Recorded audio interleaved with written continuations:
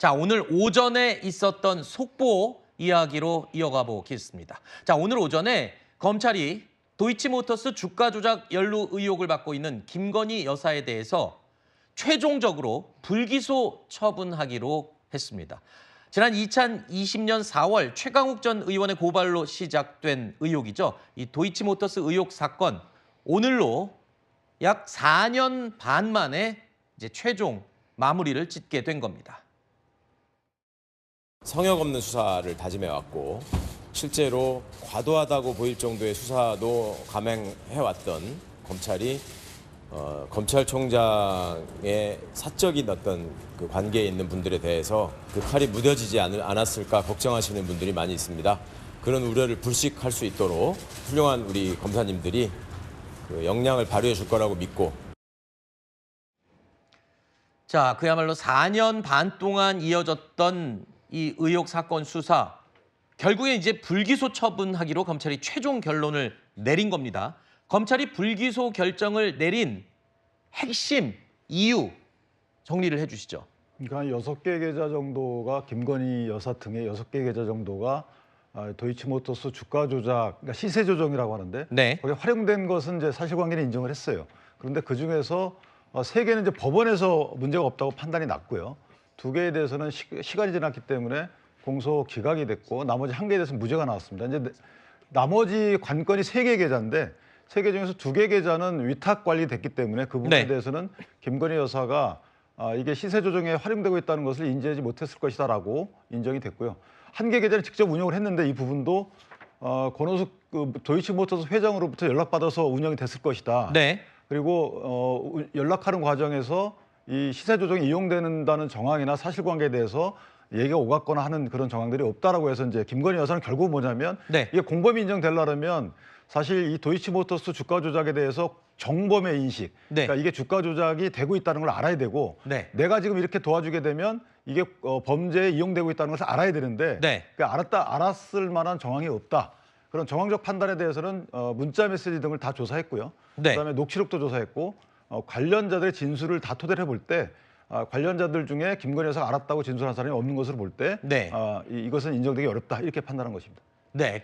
그러니까 검찰의 이 결론은 핵심은 2가지입니다. 지금 보시는 것처럼 범행 관여 기간, 그러니까 범행이 이루어진 기간 동안에 김 여사가 관여했냐 안 했냐 이 여부가 논란이 됐었는데 일단 권오수 씨와 이 모 씨, 이 2 사람은 단순히 계좌를 관리해주는 계좌 관리인이었고 그 이외에 이 주가 조작을 주도했던 주범들과는 직접 연락한 기록이 전혀 없다.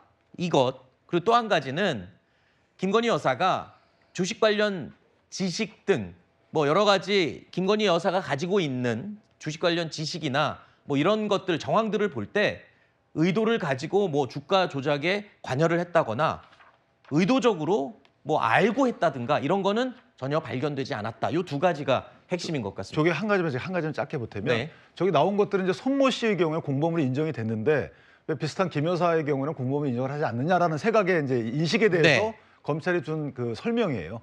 손모 씨는 정황적으로 연락한 바가 있고 그다음에 주가 전문가라는 거죠. 투자 전문가인데 네. 그에 반해서 이제 김 여사 같은 경우는 연락한 바가 없고 그 행위 기간 내에 그다음에 이제 주가를 투자 전문가가 아니다. 이렇게 비교 설명하는 과정에서 나온 얘기입니다. 네. 근데 이 투자 전문가라는 기준이 뭡니까? 그러니까 뭐 증권사에서 그럼 전문적으로 펀드 매니저를 하든지 아니면 관련 자격증이 있든지 뭐 그런 걸 우리가 전문가라고 하지 않습니까? 근데 제가 알기로 손모 씨 그냥 사업하는 사람 아닙니까? 그리고 검찰의 내용 보면 주식 관련 지식 등이 김건희 여사가 부족하다라고 했는데 아니 주가 조작할 때 그럼 본인이 직접 손수로 뛰는 것도 아닌데 그냥 몇 날 몇 시에 사고 팔고 그것만 하면 됐지. 뭔가가 일어나고 있다는 것만 알면 됐지. 뭐 더 얼마나 관련된 지식이 필요한 거죠.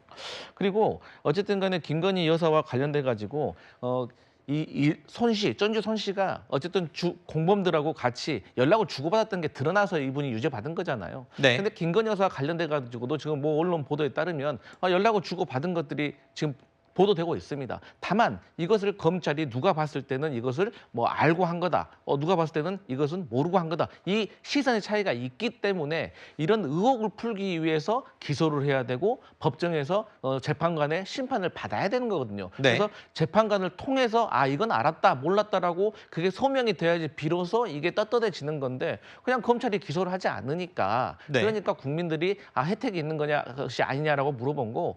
또 한 가지는 좋습니다. 그러면 몰랐다고 합시다. 그러면 어쨌든 김건희 여사와 장모가 23억 정도의 수익을 얻었다는 거 아니겠습니까? 그러면 이건 작물과 관련된 건데 이 작물은 그냥 가실 겁니까?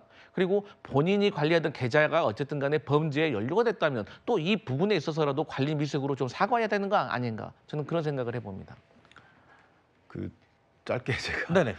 작물 새로운 말씀을 하셔가지고 작물. 작물은 이제 본인이 범죄가 인정될 때 그 범죄 행위로부터 생기거나 제공된 거라서 뭐 법률적 개념은 아니라고 얘기를 하겠습니다만은 그런 취지이고 그다음에 이제 김건희 여사가 관련자들과 통화를 했던 부분은 이 주가 조작 당시가 아닌 그 이유기 때문에 약간 좀 다르다. 네.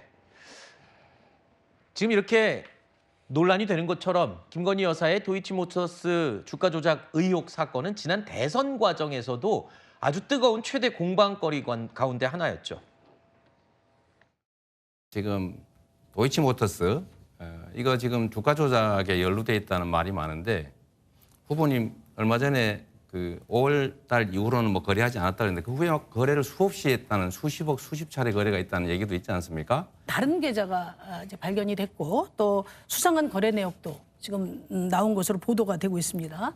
문제가 실제 없다고 하면 거래 내역을 공개하십시오. 무슨 거래 내역을 주식 양도 지금 검찰 수사 과정에서 나온 자료들이 어떻게 언론에 유출이 돼가지고 뭐를 의미하는 건지도 알 수가 없고 뉴스타파에 넘어가서 나왔던 그 부분에 대해서 제가 다 해명을 했고요. 그러니까 계좌 공개도 그런 얘기 했고 들으려고 또 검찰 수사 타시면은 2년 계좌를 받았습니다. 공개하십시오. 철저하게 예. 받았습니다. 조금 전에 강 의원님이 이 지점을 지적을 해줬어요. 이 부분은 많이 지금 말이 나오는 부분인데 전주 손모 씨는 이미 유죄를 받았어요. 그런데 굉장히 유사한 상황에 있는 김건희 여사는 이렇게 불기소 처분되는 게 말이 되느냐. 그래서 이 대안으로 방조 혐의 적용까지도 얘기가 나왔었는데 이번에 그 방조 혐의도 적용이 안 된 것 같거든요. 일단 법리적으로는 방조범이 되려면은 주범의 범죄 행위에 대한 인식이 있어야 되죠. 인식이 네. 있어야 그 다음에 방조 여부도 논할 수가 있는 것인데 지금 2심에서 유죄 판결을 받고 대법원에서 상고심이 진행 중인 계좌주 손모 씨 같은 경우에는 지금 검찰의 설명과 발표에 의하면은 그 HTS, 그러니까 우리가 인터넷이나 모바일로 그 주식 거래를 하는 시스템을 말하죠. 그 HTS를 가지고 직접 매매 주문을 낸 것이 426차례나 된다고 합니다. 그에 반해서 지금 검찰의 발표에 의하면은 김건희 여사 같은 경우에는 이제 직접 매매를 하는 계좌 중에서 이제 통정거래로 의심되는 매도는 2번 있었는데 그 2번의 매도를 하는 과정에서 뭐 권호수 씨나 이런 사람들로부터 그 주가 조작이 있었다고 하는 사실을 인지했다고 보기는 어렵다. 이게 지금 현재 검찰의 판단인 걸로 보여요. 근데 지금 그 검찰이 공식적으로 오늘 오전에 내놓은 보도 자료만 11장에 달하고 그것을 또 이제 2심 판결문하고 비교도 해봐야 되기 때문에 더 구체적인 건 좀 한번 자세히 살펴봐야 될 것 같습니다. 네. 말씀드린 것처럼 4년 반이 지난 시점에 검찰이 이 최종 결론을 내린 겁니다. 검찰은 수사심의위원회를 여는 대신에 자체적인 레드팀이라는 것을 가동을 했죠. 그러니까 이 반대편의 입장에서 공격을 하는 검사 15명의 팀을 가동을 해서 최종 논의를 한 겁니다. 4시간 동안 회의를 진행했다고 하는데 일단은 뭐 구속력도 없는 이런 이 레드팀 가동, 이게 과연 공정성의 명분을 얻기 위한 요식 행위에 지나지 않는 거 아니냐, 이런 비판도 일었었는데요. 일단 검찰의 수사 결과 발표가 오늘 나온다라는 보도들이 아침부터 쏟아져 나왔었죠. 민주당에서는 검찰을 향해 비판의 목소리를 높였습니다. 과거에는 국정감사가 있으면 민감한 현안은 처리를 미루고 나중에 처리를 했던 그런 관행들이 있습니다. 설령 부당한 결정을 하더라도 국감 시기는 피하는 것이 일반적인 관행입니다. 국정감사 하루 전날 이것을 처리하겠다고 하는 것은 국회에 대한 모독행위에 가까울 정도의 어떤 그 만용이라고 그럴까요? 국민을 무시하는 처사와 똑같습니다. 마침 내일 이 법제사법위원회 법사위에서 진행하는 서울중앙지검 국정감사가 있습니다. 자, 이 국감을 하루 앞두고 수사 결과를 발표를 한 건데 시기가 참 이 절묘해서 야당 쪽에서는 이거 일부러 이때 발표한 거 아니냐 지금 그런 지적도 하고 있네요. 근데 뭐 국정감사 기간에 이렇게 임박해서 했다라는 지적보다 저는 오히려 이 검찰을 향해 문제 제기해야 할 부분은 재보궐선거가 끝나고 나서 이것을 발표했다라는 것이 저는 더 문제라고 생각을 합니다. 그러니까 검찰이 어떤 정치적인 그 손익계산을 해서 여권에 유리한 측으로 그동안 이미 결론이 난 사안이었음에도 불구하고 발표를 미뤘다라고 한다면 검찰이 어떤 정치적인 목적을 가지고 이 사안을 다루고 있다. 네. 어떤 방향성을 정해두고 다뤄왔다라는 것은 분명해 보이고요.